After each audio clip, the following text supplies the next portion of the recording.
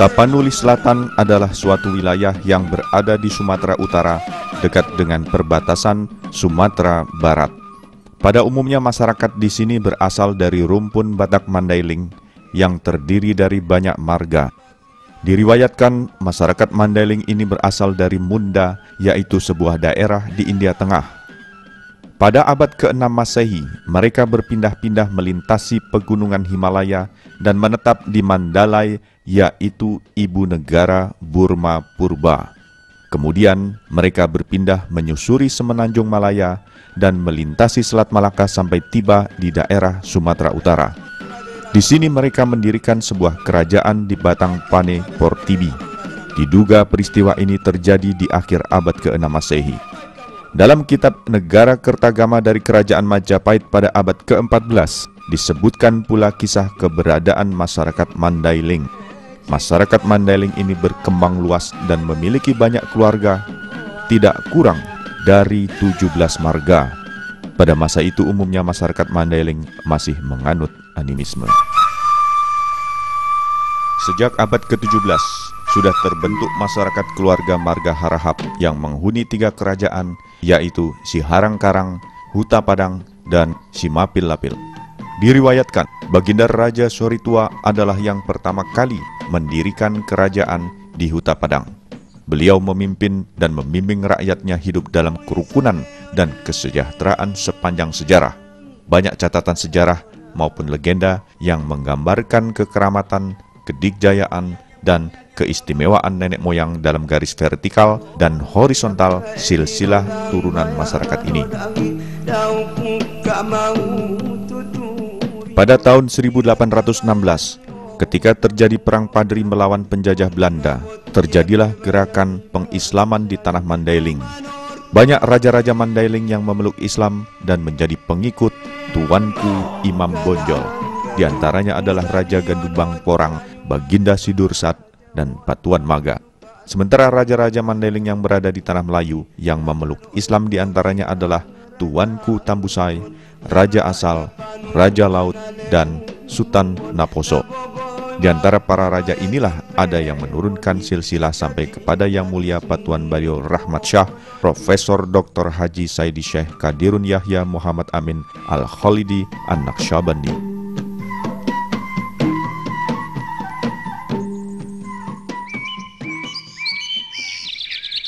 Siharang-Karang adalah suatu daerah di Padang Sidempuan yang memiliki udara sejuk dan nyaman.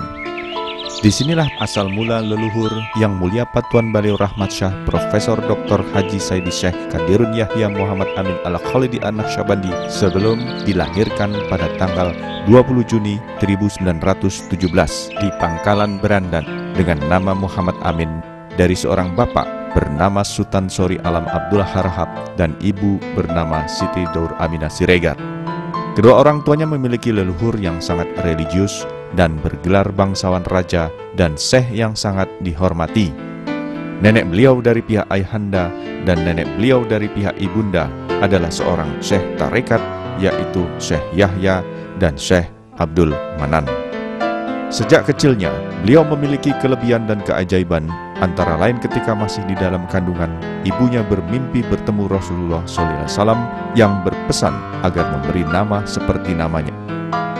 Syekh Padang Bolak yang memiliki keramat sangat tinggi pernah berkunjung ke rumah orang tua beliau dan sempat mendoakan serta mengazankan ketika beliau masih di dalam kandungan sampai beberapa kali dengan langkah mundur secara takzim, yaitu sebagai penghormatan kepada beliau karena Syekh Padang Bolak telah mendapat petunjuk Allah Subhanahu wa Ta'ala bahwa bayi yang ada di dalam kandungan tersebut kelak akan menjadi wali Allah yang sangat istimewa. Setelah lahir, beliau dibesarkan dan bersekolah di Pangkalan Berandan, Sumatera Utara. Kemudian meneruskan pendidikannya ke Mulo B dan AMSB di Yogyakarta. Beliau lulus dengan 4 kelas dan mendapatkan beasiswa. Pendidikan selanjutnya adalah ilmu pertabiban dan ilmu kejiwaan di negeri Belanda selama 2 tahun. Lalu kembali ke Indonesia untuk menuntut ilmu tasawuf dari 4 guru besar ahli sufi, yaitu Yang Mulia Sayyidi Syekh Muhammad Hashim Al-Khalidi Buayan, Yang Mulia Sayyidi Syekh Muhammad Said Bonjol, Yang Mulia Sayyidi Syekh Abdul Majid Guguk Salo, dan Yang Mulia Sayyidi Syekh Sayur Matinggi. Keempat guru beliau telah mewariskan pusaka-pusaka dari Jabal Kubais Mekah dan statuta Tarekat Naqsyabandiyah Al-Khalidiyah kepada Yang Mulia Sayyidi Syekh Qadirun Yahya Muhammad Amin, sehingga beliau menjadi mursyid pewaris Tarekat Naqsyabandiyah yang ke-35 pada tahun 1952 dalam usia 35 tahun.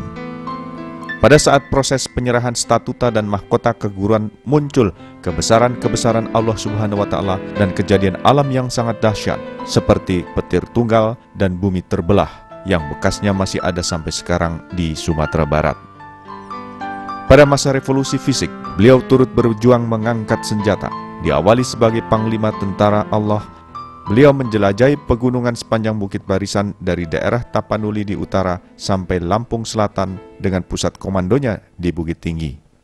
Perjuangan tersebut diantaranya melawan agresi Belanda dan berbagai pemberontakan di tanah air, bahkan termasuk mengatasi komunis di Indonesia dan membantu menumpas komunis di Malaysia. Ketika terjadi pembebasan Irian Barat atas permintaan Presiden Republik Indonesia Soekarno untuk merebut Irian Barat, dengan izin Allah Subhanahu wa Ta'ala, beliau berhasil menenggelamkan kapal perang Belanda yang dipimpin Karl Doorman, yaitu dengan cara melemparkan sebuah batu berisikan kalimat Allah dari jarak jauh, sehingga kapal tersebut karam terkena batu karang. Dengan kegagalan kapal perang Belanda tersebut menuju Irian dan juga pertempuran di Laut Arafuru, maka diplomasi RI di PBB dapat diterima untuk mengambil Irian Barat ke pangkuan Ibu Pertiwi. Kekeramatan yang dimiliki beliau tak terhitung banyaknya, seperti kemampuan menyembuhkan berbagai penyakit, termasuk AIDS dan kanker. Kekeramatan lainnya dalam mengatasi bencana alam adalah memadamkan letusan gunung berapi Galunggung di Jawa Barat yang dilempar dengan batu sijil dari atas helikopter sehingga terhenti sampai sekarang. Pantaslah bila guru-guru beliau para wali Allah telah menyampaikan pujian dan mengabarkan di masa lalu bahwa beliau mendapatkan pujian tinggi dalam segi ketakwaan dan pelaksanaan akidah Islam, guru dari cerdik pandai dan ahli mengobat, mampu melaksanakan suluk secara paralel di seantero negeri dan mancanegara. Bahkan secara jelas disampaikan oleh Yang Mulia Sayyidi Syekh Muhammad Hashim Al-Khalidi bahwa Yang Mulia Sayyidi Syekh Qadirun Yahya Muhammad Amin lebih berharga daripada sebuah gunung emas. Atas jasa-jasanya tersemat sejumlah bintang tanda jasa, antara lain Bintang Gerilya Republik Indonesia, Satya Lencana Perang Kemerdekaan I, Satya Lencana Perang Kemerdekaan II, Bintang Kesetiaan Sewindu, Satya Lencana Sabta Marga, Satya Lencana Satya Dharma, Satya Lencana Penegak, dan Satya Lencana Kesetiaan 24 tahun.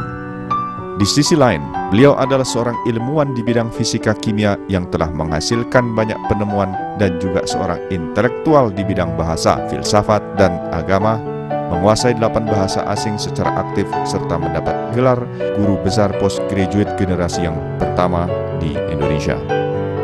Pada tahun 1962, beliau mendirikan sebuah perguruan tinggi di Medan, Sumatera Utara, yaitu Universitas Pembangunan Pancabudi yang di dalamnya memiliki fakultas metafisika eksakta dan merupakan satu-satunya di dunia yang memiliki fakultas tersebut. Sebagai narasumber dan pengajar metafisika eksakta Islam, berbagai sambutan yang luar biasa di proyektika seminar ilmiah berskala nasional dan internasional tentang kedahsyatan teknologi Al-Quran diadakan di beberapa perguruan tinggi, antara lain Universitas Gadjah Mada, Universitas Brawijaya Malang, Institut Pertanian Bogor, Universitas Sumatera Utara, Institut Teknologi 10 November Surabaya, Universitas Pembangunan Jambi, dan Institut Agama Islam Negeri Medan, serta himpunan kelompok dari Ikhwan Hizmi Pusat yang semuanya banyak dihadiri oleh kalangan intelektual dan para guru besar. Jabatan yang pernah diberikan dan keanggotaan yang diikuti oleh beliau diantaranya adalah Rektor Universitas Pembangunan Banjarmasin, anggota MPR, staf ahli Menko Kesra, penasihat Mabes Polri, penasihat Menteri Pertahanan Malaysia, Ketua Penanggulangan Narkotika seluruh Indonesia, anggota Tim Konsultasi Agama seluruh Indonesia, dan Ketua Sumatera sekaligus penasihat Hizmi Pusat dan Daerah Sumur, anggota Ilmuwan Nasional Itali dan Delhi India, anggota Asian Law Association, Kepala Industri Perang Sumatera di masa Revolusi Kemerdekaan Indonesia, serta Angkatan 1945 dan Angkat Brigadir Jenderal TNI Angkatan Darat.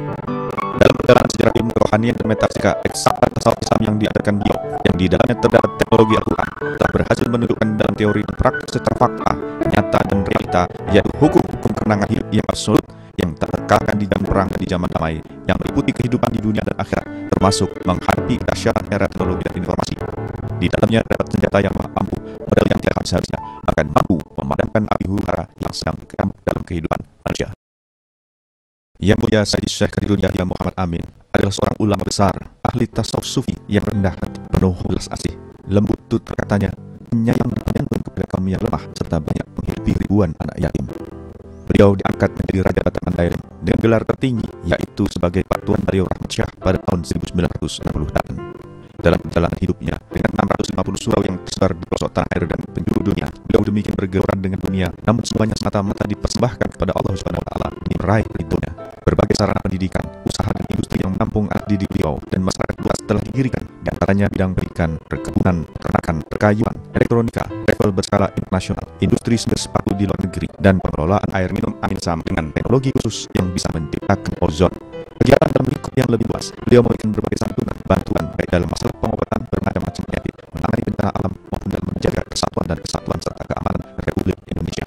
Bahkan yayasan beliau telah tercatat di UNDP, Perserikatan Bangsa-Bangsa, pada urutan yang ke-21.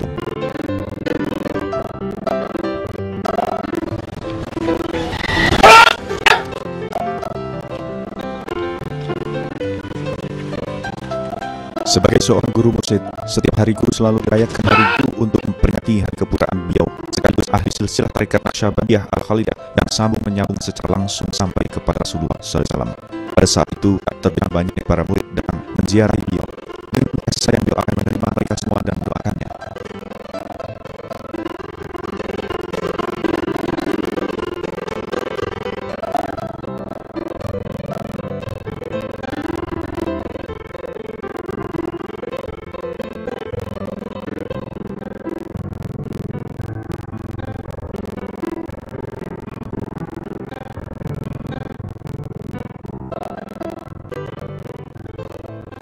Di akhir hayatnya beliau berpesan kepada kita semua untuk menegakkan zikrullah di muka bumi agar selamat dunia akhirat.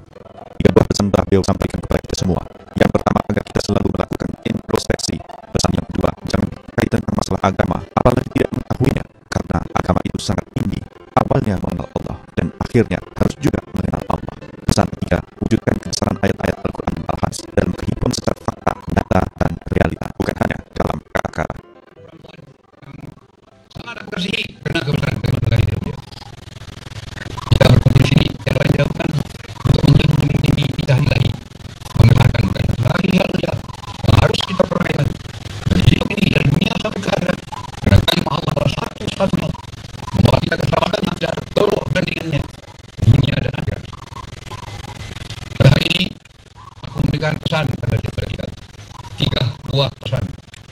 Yang pertama, selalu kita berintrospeksikan diri kita, tahu kita hendak kemana kita, dari mana kita datang dan kemana kita kembali. Kita menghormati untung tinggi akan ibu bapa kita yang menurunkan kita ke dunia ini sehingga terpancar kita kalau ada.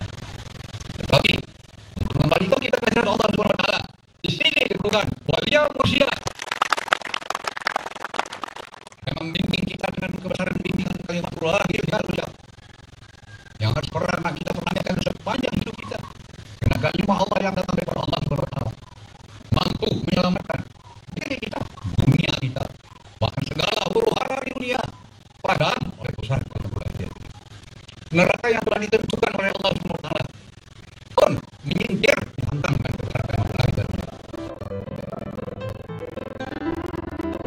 Pada hari Guru, tanggal 20 Juli tahun 1997, beliau telah mengumumkan di depan jamaah tarekat Naqsyabandiyah Al-Khalidiyah yang hadir pada saat itu bahwa seluruh surat pimpinan beliau diserahkan seluruhnya kepada Yayasan Profesor Dr. Haji Qadirun Yahya, kecuali tempat tinggal beliau yang bukan surau di Bagingjing dan Arko. Dengan demikian, selanjutnya kepengurusan dan kepemilikan surau pimpinan beliau akan ditangani Yayasan Profesor Dr. Haji Qadirun Yahya yang bekerjasama dengan Badan Koordinasi Kesurauan. Semua yang halal saudara kami harapkan bahwa semua tanah dan bangunan surau yang kami pilih yang walaupun sudah ada kepemilikannya atas nama pribadi kami, kalau nanti tidak diwariskan pada ahli waris kami,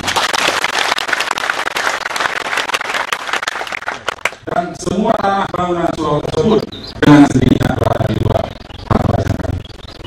Dua, bahwa pengurus tanah dan bangunan surau yang kami pilih adalah yayasan.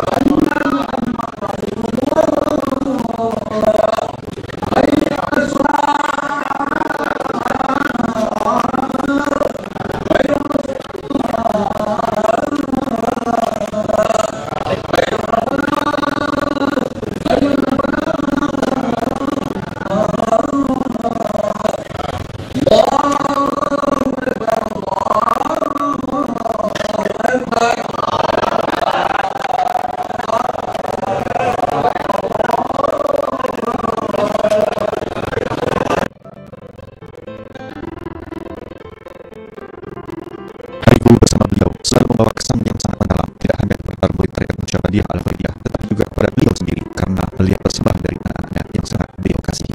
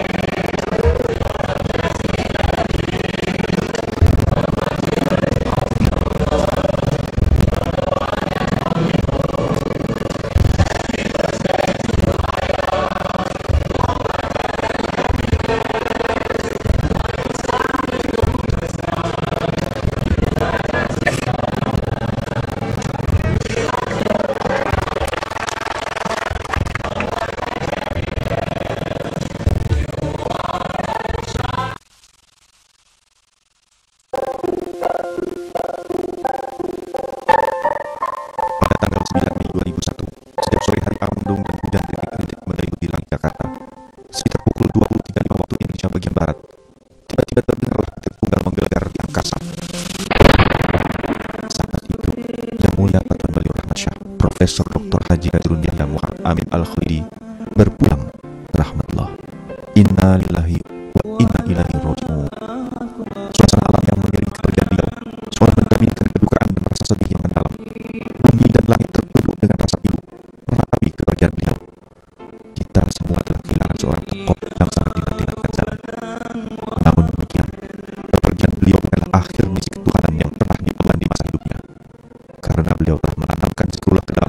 sanubari para muridnya yang jumlahnya belasan juta tersebar di pelosok tanah air dan penjuru dunia. Selain itu, secara khusus pada tanggal 11 Januari 1998 di bulan Ramadan di Surau Baitul Amin sebagai al-Mursyid Tarikat Naqsyabandiyah Al-Khalidiyah, beliau telah mewariskan isi ruhaniahnya yang merupakan tali silsilah ketuhanan kepada putranya yang sangat dikasihi, putra kandung belahan jiwa, yaitu Yang Mulia Sultan Soe Alam Dr. Haji Iskandar Zulkarnain Sarjana Hukum Master Hukum sebagai al-Mursyid Tarikat Naqsyabandiyah Al-Khalidiyah yang ke-36. Sumbangsih dan warisan Yang Mulia Patwan Beliau Rahmat Syah Profesor Dr. Haji Said Syekh Kabirun Yahya Muhammad Amin Al-Khalidi An-Naqsyabandi kepada agama Islam melalui pendekatan teologi di abad modern ini telah menempatkan beliau sebagai seorang mujadid atau pembaharu, suatu warisan yang memberikan solusi dan pencerahan yang dapat menerangi umat manusia di akhir zaman, khususnya bagi manusia yang hendak menemukan jalan kehadirat Allah Subhanahu wa Ta'ala, manusia yang sangat mendapatkan keselamatan, kedamaian hidup baik di dunia maupun di akhirat. Allahu Akbar. Allahu Akbar. Allahu Akbar.